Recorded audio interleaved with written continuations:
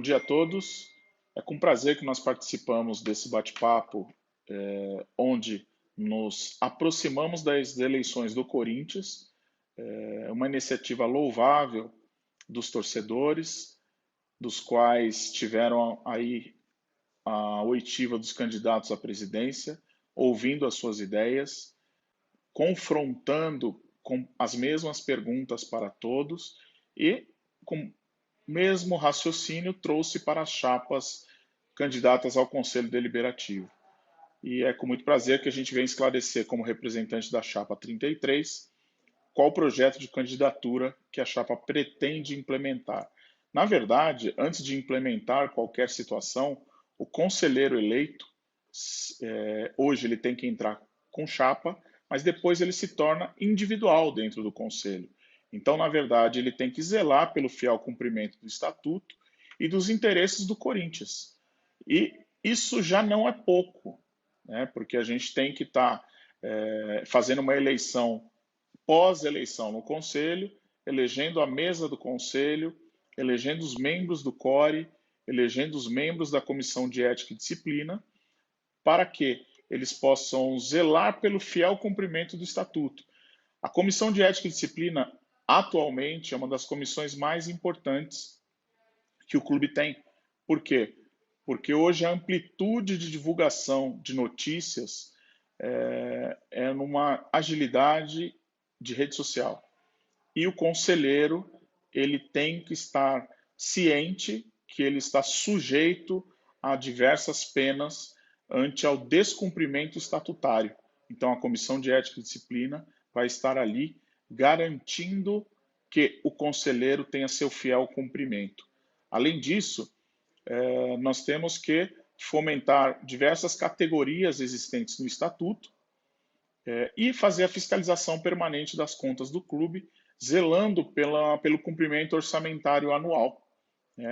E, por fim, todo esse trabalho realizado pelo conselheiro, o único benefício existente para o conselheiro atualmente é o ingresso para que ele possa assistir ao jogo do Corinthians.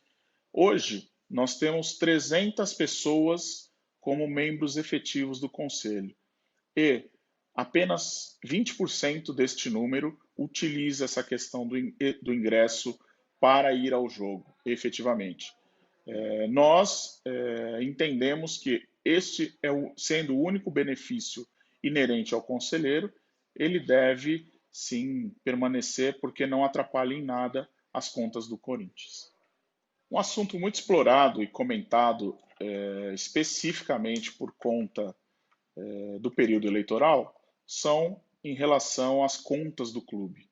Nesse sentido, é importante se posicionar que as contas do clube, antes de passar pelo Conselho Deliberativo, ela passa especificamente pelo Conselho Fiscal, posteriormente ela passa pelo CORE e, por fim, ela vem ao Conselho Deliberativo para aprovação ou rejeição. Neste ano, especificamente, nós tivemos a questão da pandemia, que atingiu de forma extraordinária o mundo. Nisso, quando essas contas passaram pelo Conselho Fiscal, não houve rejeição das contas, houveram apontamentos. Por quê? Quando você rejeita contas, tecnicamente, quando há algo ou algum documento que não está sendo utilizado de forma correta. E aí você tem déficit e você tem despesas. Essa discussão ela foi levada para um cunho diferente. E esse cunho deu a conotação de cunho político.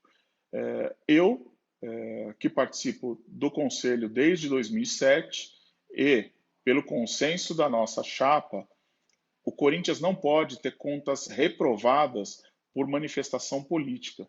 O Corinthians teria, sim, que ter as contas reprovadas se houvesse algo errado, que não é o caso.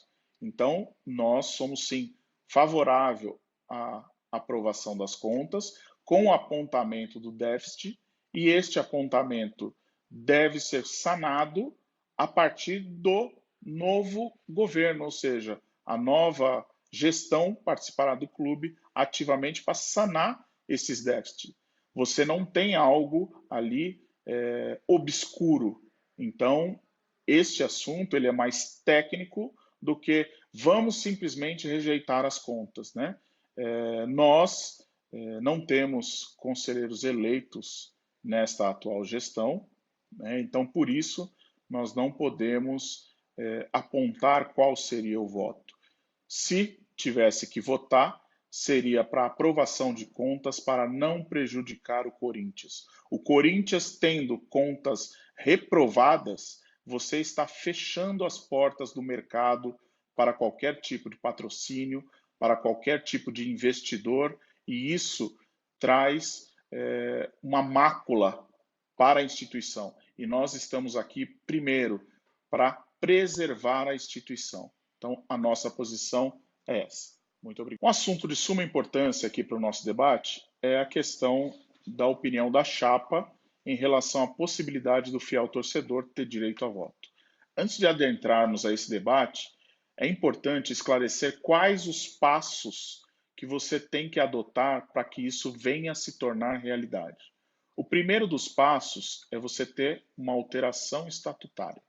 Para que ocorra uma alteração estatutária, é necessário você criar dentro do Conselho uma comissão de reforma estatutária realizada por conselheiros ali eleitos, que vai ter o estudo específico desta alteração, de que forma seria. Hoje nós temos várias situações dentro do estatuto. O associado que é patrimonial, você tem o associado remido, você tem o benemérito, e esses têm direito a voto. Você teria que ingressar com o associado fiel torcedor.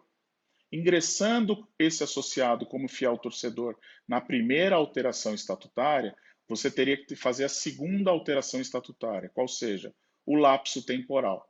Porque hoje o nosso estatuto prevê que o sócio ativo ele deve demorar 5 anos para exercer o seu direito de voto.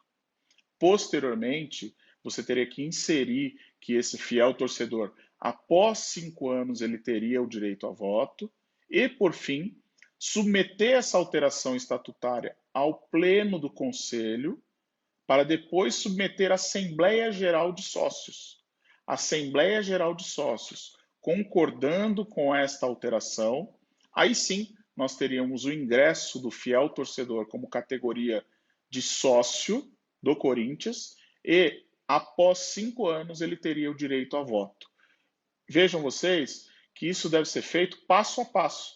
Não é simplesmente pegar a ideia e transformar isso de imediato.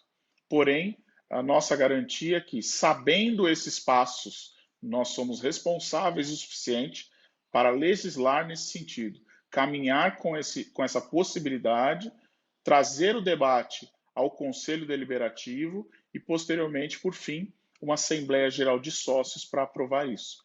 Tendo essas aprovações, alteração estatutária, isso seria a realidade praticada após 5 anos a sua alteração.